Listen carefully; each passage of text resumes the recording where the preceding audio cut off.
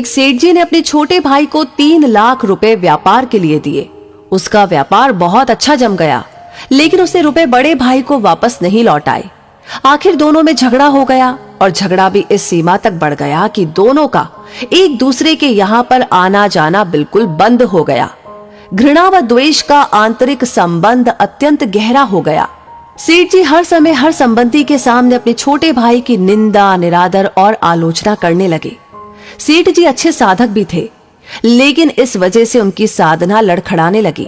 भजन पूजन के समय भी उन्हें छोटे भाई का चिंतन होने लगा। मानसिक व्यथा का प्रभाव तन पर भी पड़ने लगा। बेचैनी बढ़ गई, समाधान नहीं मिल रहा था।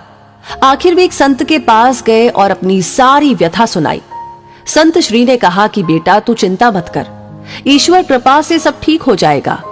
तुम कुछ फल व मिठाइयां लेकर अपने छोटे भाई के यहाँ जाना और मिलते ही उससे केवल इतना कहना, अनुज, सारी भूल मुझसे हुई है, मुझे क्षमा कर दो। सेठ जी ने कहा, महाराज, मैंने ही उनकी मदद की है और क्षमा भी मैं ही मांगू।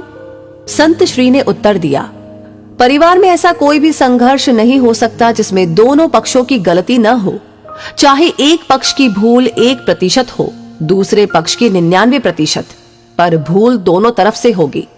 सेठ जी की समझ में तो कुछ भी नहीं आ रहा था। उन्होंने कहा कि महाराज, मुझसे क्या भूल हुई? संत श्री ने कहा कि बेटा, तुमने मन ही मन अपने छोटे भाई को बुरा समझा, यही है तुम्हारी पहली भूल। तुमने उसकी निंदा, आलोचना और तिरस्कार किया, ये है तुम्हारी दूसरी भूल।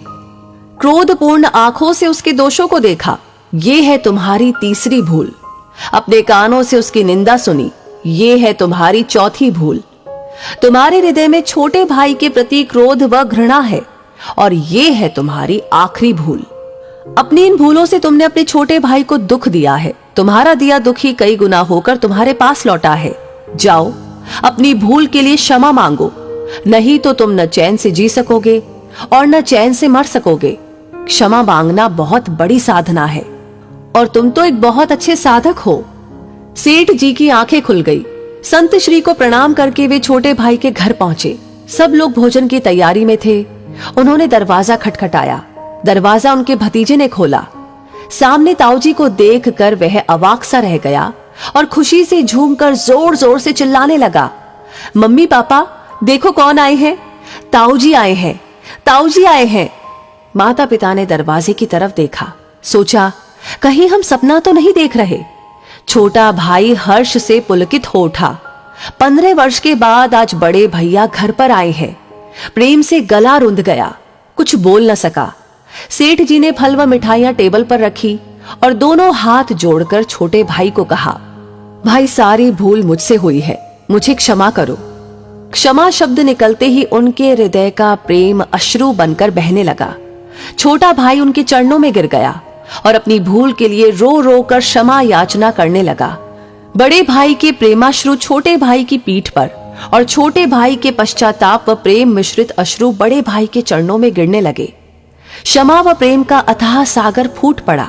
सब शांत, चुप और सबकी आंखों से अविरल अश्रु धारा बहने लगी। छोटा भाई उठकर गया और रुपए लाकर बड़े भाई के सामने रख दिए। बड़े भाई ने कहा कि भाई, आज मैं इन कौड़ियों को लेने के लिए नहीं आया हूं। मैं अपनी भूल मिटाने, अपनी साधना को सजीव बनाने और द्वेष का नाश करके प्रेम की गंगा बहाने आया हूं। मेरा आना सफल हो गया, मेरा दुख मिट गया। अब मुझे आनंद का एहसास हो रहा है। छोटे भाई ने कहा, भैया, जब तक आप ये रुपए नहीं लेंगे तब तक मेरे हृदय की तपन नहीं मिटेगी। कृपा करके आप ये रुपए ले लीजिए। सेठ जी ने छोटे भाई से रुपए लिए और अपनी इच्छा अनुसार छोटे भाई भतीजों में बांट दिए।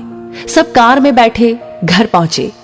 15 वर्ष बाद उस अर्धरात्रि में जब पूरे परिवार का मिलन हुआ तो ऐसा लग रहा था कि मानो साक्षात प्रेम ही शरीर धारण किए वहां पर पहुंच गया हो।